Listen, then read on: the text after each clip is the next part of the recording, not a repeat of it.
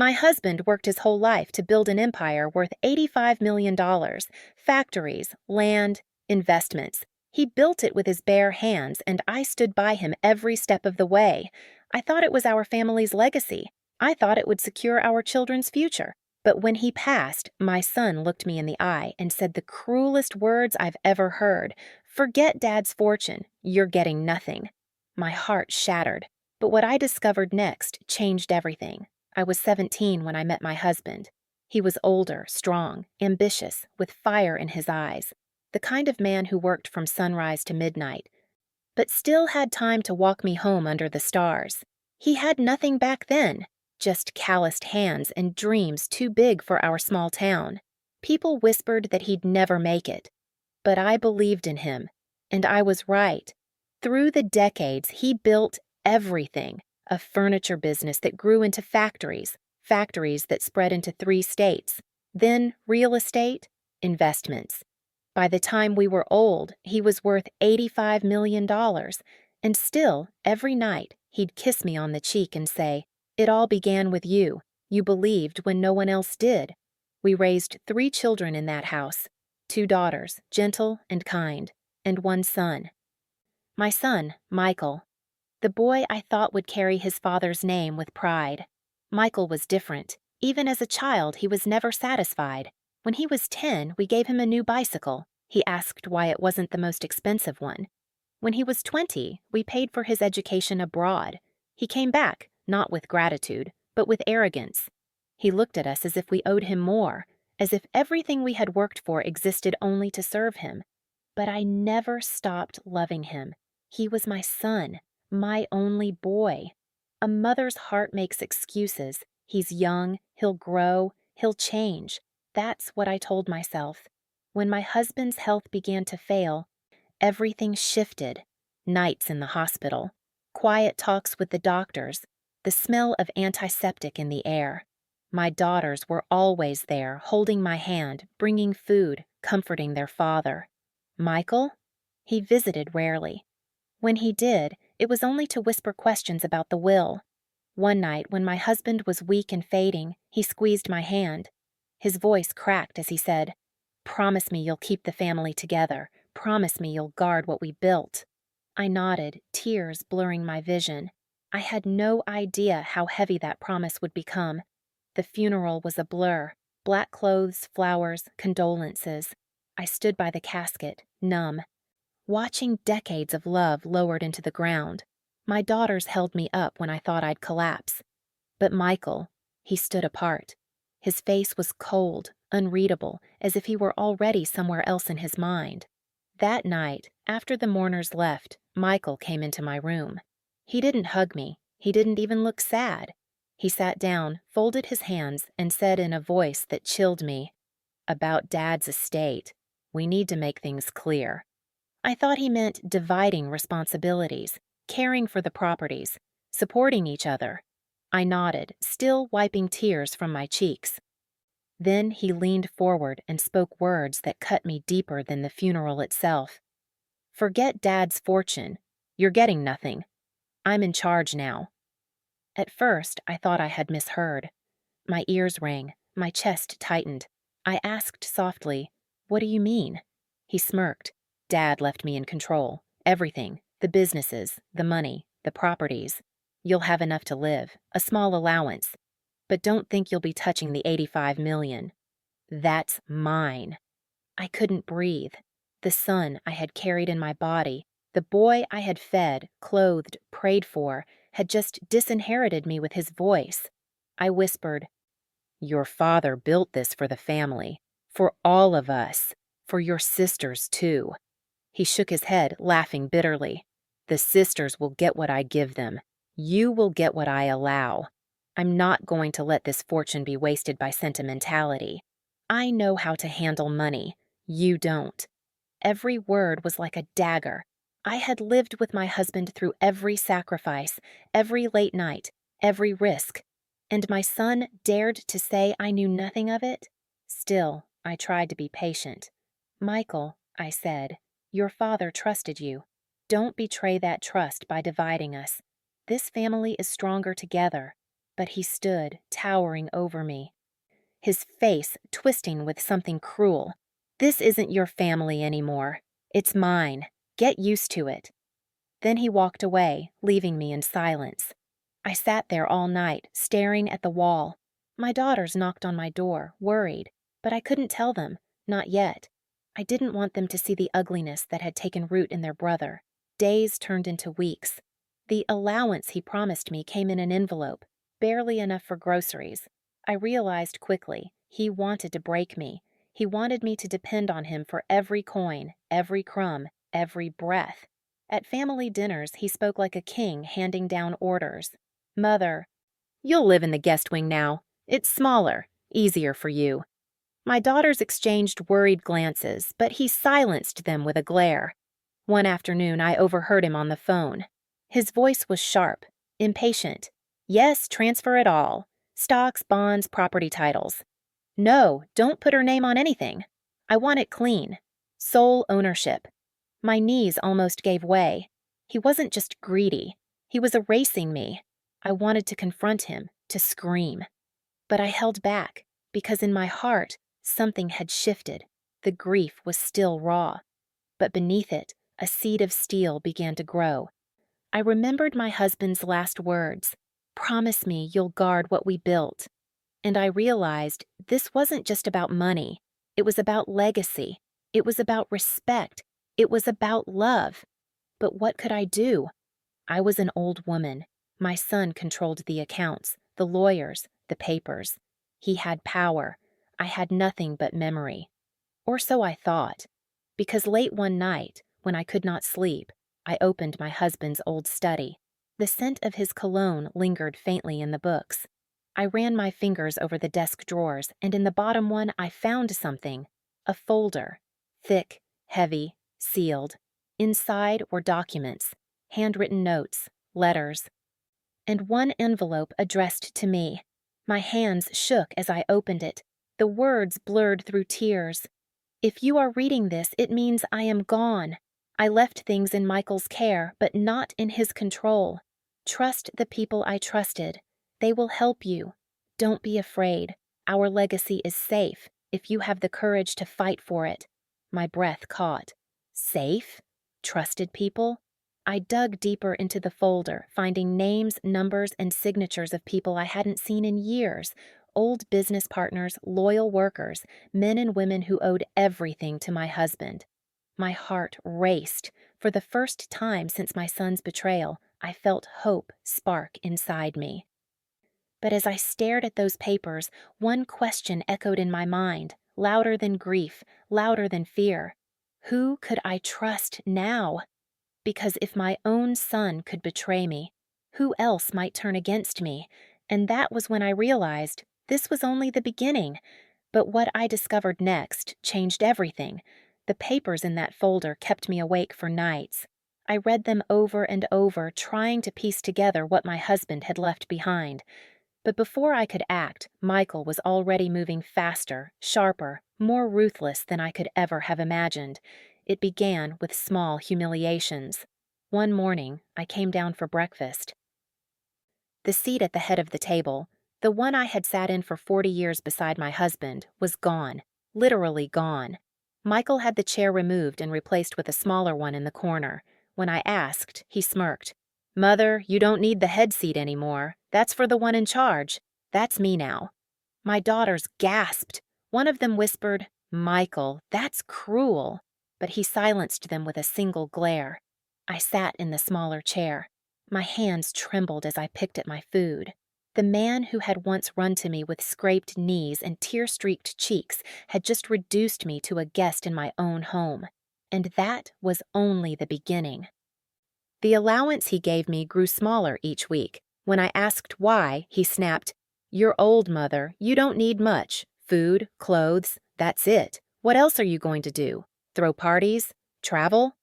I bit my tongue until it bled. My husband and I had planned to travel together in our old age. We wanted to see the Alps, the pyramids, the oceans. Now, with him gone, I had clung to the idea of maybe taking those trips in his memory. But Michael had reduced me to pennies. Worse still, he began bringing strangers into the house. Businessmen, lawyers, women I didn't recognize. They walked the halls like vultures, peering at the paintings, the antiques, the photographs. One day, I overheard one of them ask, "And how soon can we have the deeds transferred?" Michael's voice was slick, arrogant. "Within the month. She has no legal claim to it." She? Me. As if I were a burden, a shadow, a problem to erase. I felt the walls close in. At night, my daughters came to me in secret. "Mother, we can't stand this," whispered Anna, my eldest. Tears streamed down her face. "Michael has changed. He treats us like servants. He talks to us like we're beggars." My younger daughter Lily nodded. "He even tried to make me sign a paper. Something about property. I refused." He got so angry. My blood ran cold. He was turning on them too. I pulled them close, stroking their hair like they were children again. "Stay strong," I whispered. "Don't sign anything. Don't let him break you." But inside, I felt powerless. The next humiliation came during Sunday lunch. We always ate together after church, a tradition my husband cherished. That day, Michael invited his business partners, men in suits, loud with laughter, boasting about money. In front of everyone, he raised his glass and said, "To my father, who built everything, and to me, who now controls it, the future is mine." Everyone clapped, except me. He noticed. His eyes narrowed. "Mother," he said loudly, "why don't you give us a toast, something fitting for this new chapter?" My throat went dry. I wanted to scream, to tell them all that my husband's legacy was being twisted, stolen, desecrated. But I knew Michael was waiting for me to falter, to look weak. So I raised my glass, my hand shaking, and whispered, "To your father. May his true legacy live forever." A few people looked confused. Michael's face hardened. He slammed his glass down so hard the table shook. After lunch, he cornered me in the hallway. His voice was low, venomous. "Don't undermine me again. This is my empire now. If you can't respect that, you'll regret it." My heart pounded. I saw a side of my son I had never seen before. His eyes, once the eyes of a boy who used to beg me for one more bedtime story, were now cold, greedy, merciless. I went to bed that night shaking. I couldn't sleep. I walked through the dark halls, touching the walls, the photographs, the furniture. Every inch of that house held memories of my husband, and every inch was under threat.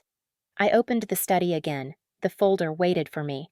I reread the names, the numbers, the letters. My husband had trusted certain people. But could I? Or would Michael crush me before I had the chance?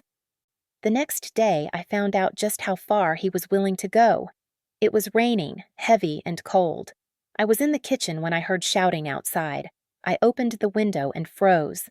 Michael was on the driveway, yelling at Anna. "You think you deserve something? You think you're entitled because you were Daddy's little princess? Let me tell you something, Anna. You'll get nothing unless I say so." "Nothing," Anna sobbed. Lily ran to her side, screaming, "Stop it, Michael. She's your sister." Michael shoved Lily back. "Both of you are useless. Dad spoiled you, and now you think you can take what's mine? Over my dead body." I ran outside, my nightgown soaking instantly. "Michael, stop this! They are your sisters!" He turned to me, his face twisted with rage. "And you're the worst of them all. You don't understand money. You don't understand power. You don't understand me. You're weak. And I won't let weakness ruin what Dad built." Tears stung my eyes. "Your father built this for love, Michael, not for greed." His laugh was sharp, cruel. "Love doesn't buy yachts. Love doesn't build empires. Money does. And now the money is mine." My daughters pulled me inside, both shaking. We sat in the living room, dripping wet, holding each other in silence. The man we loved as a son, a brother, had become a stranger. And it kept getting worse. That week, I discovered he had already moved millions into offshore accounts. He had lawyers rewriting documents, stripping my name from every title. He even began speaking to developers about selling parts of the land where my husband and I had planted trees, built gardens, raised children. I confronted him once more. I begged, "Michael, please, think of your father. Think of your family. Don't do this." He stared at me, bored, like I was a buzzing fly. "You don't get it, Mother. You've had your life. You've had your time. This is my time. Either get out of the way or get crushed." I broke that night, truly broke. I locked myself in my room and wept until I could barely breathe. My daughters knocked, begging me to open the door, but I couldn't face them. I felt like a failure, a mother who raised a monster, a wife who couldn't protect her husband's legacy. But in the darkness, as I lay staring at the ceiling, one thought kept returning to me. My husband's letter. Trusted the people I trusted. Was there someone out there who could help me? Was there someone who still remembered the man my husband was, the sacrifices he made, the empire he built not for greed, but for love? The next day, I decided to find out. I called one of the names in the folder, an old business partner. My hands shook as I dialed. When he answered, his voice was warm, familiar. "Ma'am," he said, "I've been waiting for this call." My blood ran cold. Waiting? What did he mean? And in that moment, I realized, maybe my husband had foreseen this. Maybe he had known what Michael would become. Maybe this entire betrayal was something he had tried to prepare me for. I clutched the phone tighter, my voice trembling. "Please," I whispered, "help me. My son is destroying everything." The man's voice grew firm, steady. "Don't worry, we'll stop him." "Your husband made sure of it." The voice on the other end of the line didn't just surprise me, it shook me. "Your husband knew this day might come," the man said. "He trusted me to protect you if it ever did." For a moment I couldn't speak. My heart pounded in my chest. My husband had known? He had foreseen this?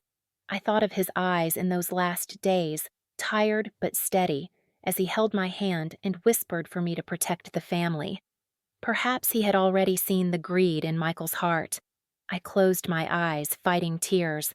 "Tell me," I begged. "Tell me what he left behind." The man, Mr. Turner, one of my husband's oldest business partners, explained slowly. "My husband had created a safety net, documents and trusts hidden away that guaranteed I was not powerless. The companies Michael thought he owned outright, some of them were tied up in clauses that required my signature, my approval, my hand. My breath caught. Could it be true? "Your son may think he controls everything," Mr. Turner said, "but the truth is, he can't move certain pieces without you. Your husband designed it that way. He trusted you more than anyone else." My knees went weak. I gripped the edge of the table to steady myself. For weeks, I had felt like a ghost in my own home, powerless, erased. Now I was hearing that I wasn't erased at all. My husband had made sure of it, but then fear clawed at me. "If this is true," I whispered, "Michael will never forgive me for standing in his way." Mr. Turner's voice was firm. "He doesn't need to forgive you. He needs to be stopped." Stopped. That word rang in my head like a bell. For the first time since Michael told me I was getting nothing, I felt something stir in my chest. Not just grief, not just fear. Something sharper, something colder. Determination. But determination is not enough without proof. So I began searching. Late at night, when the house was quiet and Michael was gone, I went into my husband's study again. I combed through the bookshelves, the drawers, the files. And slowly, piece by piece, the picture became clear. My husband had hidden contracts, letters, and amendments in places Michael had overlooked, behind photo frames, in old ledgers, even tucked inside the lining of his favorite chair. I found a sealed envelope addressed to Michael himself. I dared not open it yet, but just holding it in my hands filled me with a mix of dread and power. And then I found the will. The real will. Tears filled my eyes as I read the familiar handwriting. My husband had written clearly that the fortune was not to be controlled by one person. It was to be shared, managed with unity, ensuring that the family would never be torn apart by greed. And yet, here we were, torn apart anyway. The will was tucked inside a safe deposit receipt, hidden carefully in a book on the shelf. It was almost as if my husband knew that Michael would try to twist everything, and he left me the map to the truth. But the truth is dangerous when the enemy is your own blood. Because the very next day, Michael cornered me again. He had been drinking. I could smell it. His eyes were glassy, his words sharp. "Mother," he sneered, "I know you've been snooping around in Dad's things. Don't think I don't notice. Whatever you find, it won't matter. The lawyers are mine. The accounts are mine. The future is mine." My hands trembled, but I forced myself to look him in the eye. "Your father wanted this family together, Michael. He wanted fairness." He laughed, loud, cruel, mocking. "Fairness is for fools. The strong take what they want, and the weak, they get nothing. Which one are you, Mother?" His words cut through me like ice, but instead of breaking me, they hardened me. I realized then that I was no longer just a grieving widow. I was a guardian. A fighter. A mother who could not and would not let her husband's empire fall into the hands of a son who had turned into a tyrant. That night, I called Mr. Turner again. "We have the will," I whispered. Silence on the other end. Then, "Good, then we have the weapon, but you must be careful. If he finds out before we're ready, he'll destroy everything." Destroy everything? Yes. That was exactly what Michael wanted to do. Sell the land, strip the companies, burn down the legacy for quick profit. But I would not allow it. Still, doubt gnawed at me. Could I really go against my own son? Could I bear to see him fall? I thought of my daughters. Their frightened eyes, their tears as he shouted at them, the bruises on Lily's arm from when he shoved her, the humiliation of Anna being screamed at in the driveway. No, I could not let this continue. I began working in secret. I met with Mr. Turner quietly, always under the guise of running errands. He introduced me to 2 other men, loyal former colleagues of my husband who remembered his honesty, his sacrifices, his vision. Together, we pieced together a plan, but each day, living under Michael's roof was like walking on broken glass. He grew more paranoid, more controlling. He locked the office. He demanded that my daughters hand over their personal bank cards for safekeeping. He even tried to force me to sign papers I knew were dangerous. One evening, he slid a stack of documents across the table. "Sign, Mother. This will make things easier." I scanned them quickly. Deeds, transfers, all written to cut me out completely. I pushed them back toward him. "No." His face turned red, his fists clenched. "You dare defy me?" I held my ground. My heart raced, but I forced myself to speak steadily. "Your father trusted me, and I will not betray him."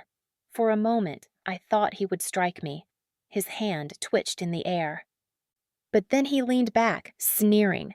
"You're a fool, a weak, sentimental fool, and fools are always crushed." He stormed out, slamming the door so hard the walls shook. I sat alone in that dining room, the documents still on the table, my breath shallow. My hands trembled, but I smiled. Because his arrogance was his weakness. He believed I was powerless. He believed I was weak. And that was exactly what would undo him. The turning point had come. I was no longer waiting. I was no longer afraid. I was preparing for war. But even as I gathered strength, the question lingered in my mind. Sharp and haunting. What would happen when my son discovered I was fighting back? The house had become a battlefield. Michael didn't know it yet, but every arrogant word he spoke, every threat he hurled, every paper he shoved under my nose, it was all ammunition. Ammunition for me. I had the will. I had the allies. And I had patience. The first strike had to be silent, invisible. With Mr. Turner's guidance, I gathered every piece of evidence, the letters, the contracts, the amendments, And, most importantly, the sealed envelope my husband had left for Michael. We secured copies, tucked them away safely with my husband's trusted lawyer, a man Michael thought he had already bought. But this lawyer had his own loyalty, his own conscience. Timing, Mr. Turner said, is everything. If you reveal too soon, he'll twist the story. He'll paint you as a senile widow who doesn't know what she's signing. But if you wait until the right moment— He paused, eyes glinting. The fall will be absolute. And so I waited. Michael strutted through the house like a king. He barked orders at the staff. He belittled my daughters. He boasted to his friends about deals he was making with companies that didn't even belong to him. He drank more, slept less. The empire was his, so he believed. Until the night of the board meeting. I wasn't supposed to be there. Michael had barred me, telling me I had no business meddling in corporate matters. But I walked in anyway, dressed in black, pearls at my throat, my husband's wedding ring gleaming on my hand. Heads turned, whispers spread. Michael's smile faltered. "Mother," he said, teeth clenched, "this isn't your place." I stepped closer, my voice steady. "It was your father's place, and he left it to me as much as to you." Gasps rippled through the room. The board members looked from him to me, uncertain. Michael tried to laugh it off. "Don't listen to her. She's confused. Grief has clouded her judgment." But then Mr. Turner stood. He placed a thick folder on the table. "With all due respect, Mrs. Davis is not confused. These documents prove she retains authority. Any deal made without her signature is invalid." The color drained from Michael's face. I will never forget that moment, the mask slipping, the panic flashing in his eyes. For weeks he had called me weak, irrelevant, powerless, and in an instant he realized I was none of those things. He slammed his hand on the table. "This is a trick, a forgery." But then I placed the sealed envelope in front of him. "Your father left this for you. Do you dare call his words a forgery?" Silence fell. He hesitated. His hands shook as he tore open the seal. Inside was a letter in my husband's unmistakable handwriting. Michael read it aloud, his voice breaking. "To my son, if you are reading this, it means you have forgotten what matters. This family, this legacy. If you put greed above love, then you will lose both." The boardroom was still. No one spoke. Michael's eyes darted across the page, desperate, then furious. He crumpled the letter in his fist, but the damage was done. The board turned against him. Contracts he thought were his slipped through his fingers. Investors pulled out. Allies vanished. The empire he thought he had built began to crack beneath his feet. And I remained standing. But revenge is not a single blow. It is a symphony. Over the next weeks, I played every note. First, I protected my daughters. I reinstated their rights, their inheritances, their voices in the family matters. Lily wept in my arms when I told her she would never again be silenced by her brother. Anna hugged me so tightly I could hardly breathe. For the first time in months, I saw hope in their eyes. Then I turned to Michael's friends, the men he drank with, bragged to, made deals with. I revealed the truth, that he had lied, forged, manipulated, that his power was nothing but smoke. One by one, they abandoned him. But the final blow, oh, the final blow had to be public. There was a gala, an annual event in my husband's honor. Michael had planned to take the stage, boast about his accomplishments, and bask in the applause. He wore a suit worth more than most people's homes. He strutted like a peacock, convinced the night belonged to him. And then I walked in. The room went silent. I could feel the eyes on me, whispers chasing my steps. Michael froze on stage, the microphone in his hand. His jaw clenched. "Mother," he hissed under his breath as I approached. "Don't you dare." But I did. I stepped onto the stage beside him. The crowd erupted in confusion. Cameras flashed, and I spoke into the microphone, my voice strong.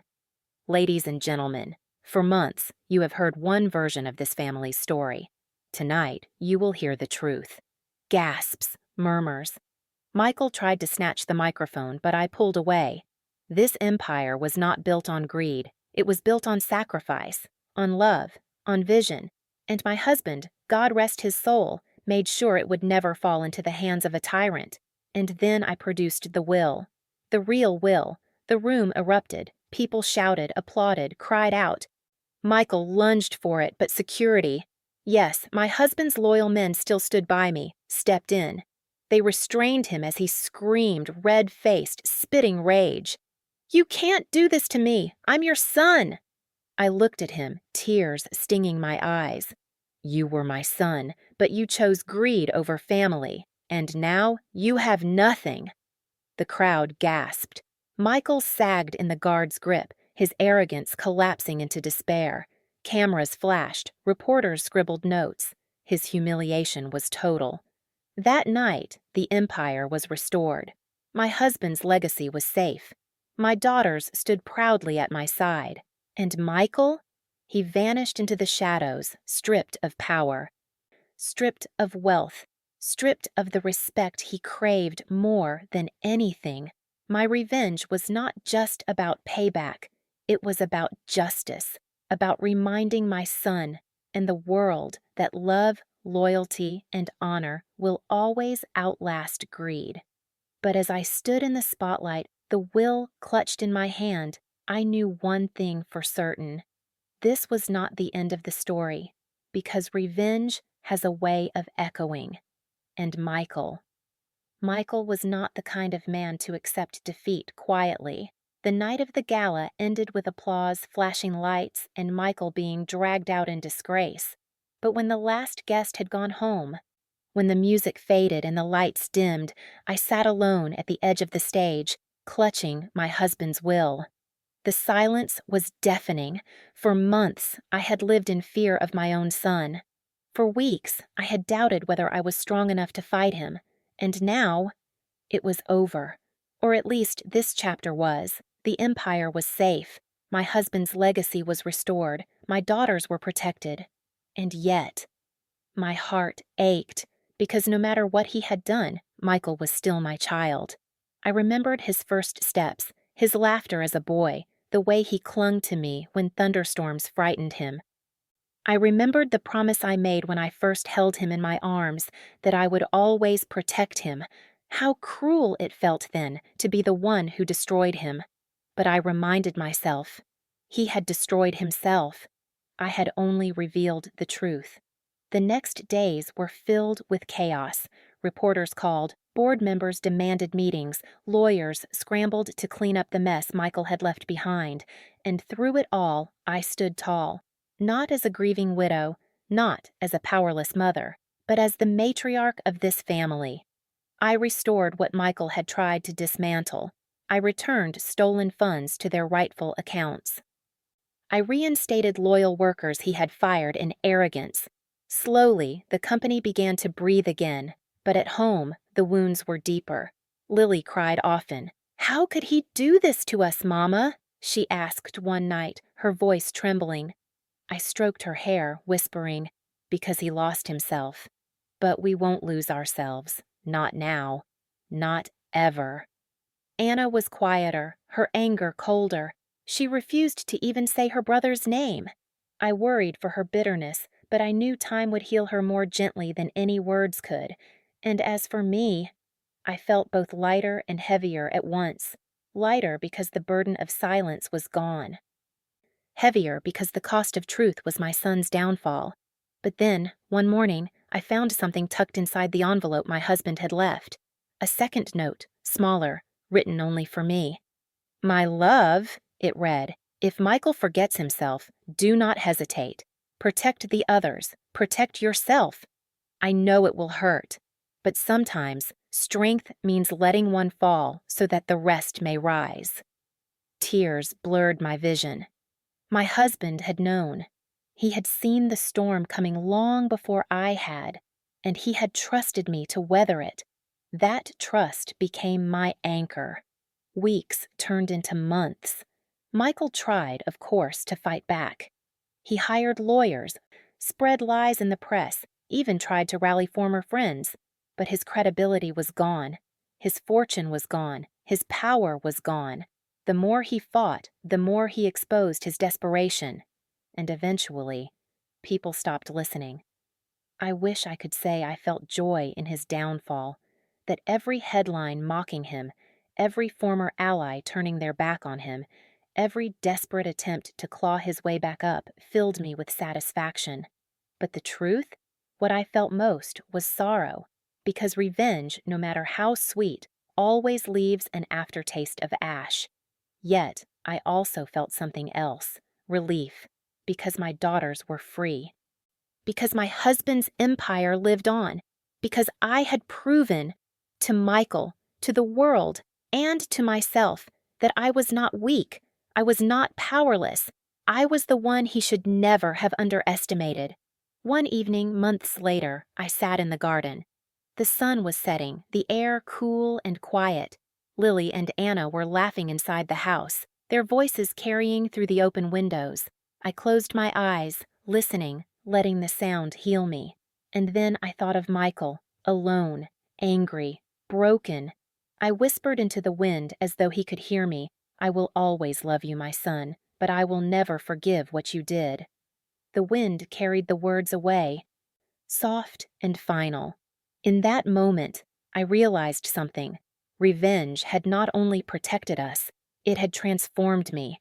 It had forced me to rise from ashes, to become the warrior my husband had believed I could be. And though the cost was high, the lesson was priceless.